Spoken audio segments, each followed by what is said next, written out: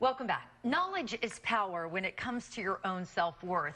And since September is National Self-Care Awareness Month, we're going to help you stop putting everyone else first and focus on yourself a little bit. Joining me now is the founder of Finding Joy, the author of Get Your Spark Back, Rachel Marie Martin. It is so great to see you. Well, thank you for having me today. So this is a great time to talk about, embracing imperfection. I mean, I think as women, we feel like we need to conquer the world every day. Right. But, if you don't embrace imperfection, you don't start.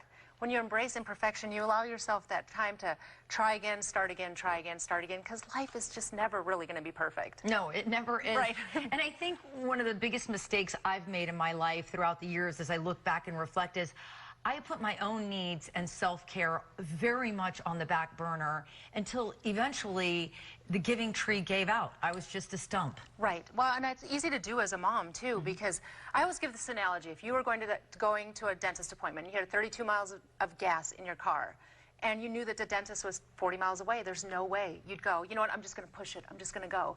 You'd fill it up without guilt. And us as women and moms, we need to do the same. We need to say, I'm worth it, I'm going to take care of myself. No guilt, because otherwise we're like, why did we burn out? Why did I run out of gas?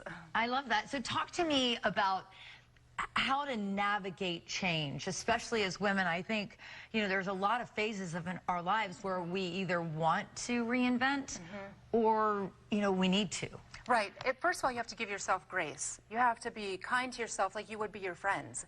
And then you have to love your story and to embrace the fact that as you navigate change, you're going to have to let go of things and you're going to learn to love new things. That's part of getting your spark back, is figuring out, what do I love now, and going after it unapologetically. And I think, too, evaluating that early is better than being forced into change, because a lot of times we just run ourselves so far down that we don't have a choice. Right. That self-reflection, that time where we pause and go, is this really what I want to do? Is this what I want to go forward with life? Taking that moment, thinking and reflecting on it. We encourage our kids. Is this what you love to do? We need to do the same for ourselves.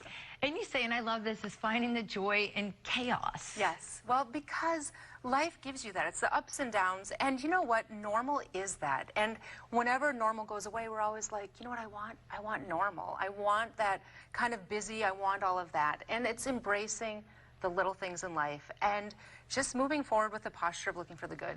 Yeah, I think so, because eventually as you age, the chaos tends to, leave the house, especially in the form of kids. And all the things that used to aggravate you or stress you out before are the very things that you miss so deeply when they're not there anymore. So I think trying to look at life through a different lens could be very beneficial. That, to me, is the definition of bittersweet. It's that letting go of, and you love the moments, but you're letting go, and you feel that kind of nostalgia for what was.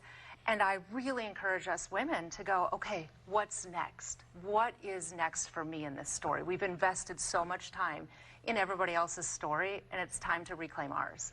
You also suggest to the folks that follow you and heed your advice about finding a good support system. Yes, absolutely. Women, we can build each other up. We can be the ones that saying of fixing each other's crowns and being the ones that sit next to each other in the hospital room or with our friends. And women can be truth tellers too, like, it's time, my friend, to do the hard things. I believe in you. And that friend group is absolutely critical. That's such great advice. Well, Rachel, thank you so much for sharing this with our Bloom viewers. We really appreciate it. Well, thank you. Thank you.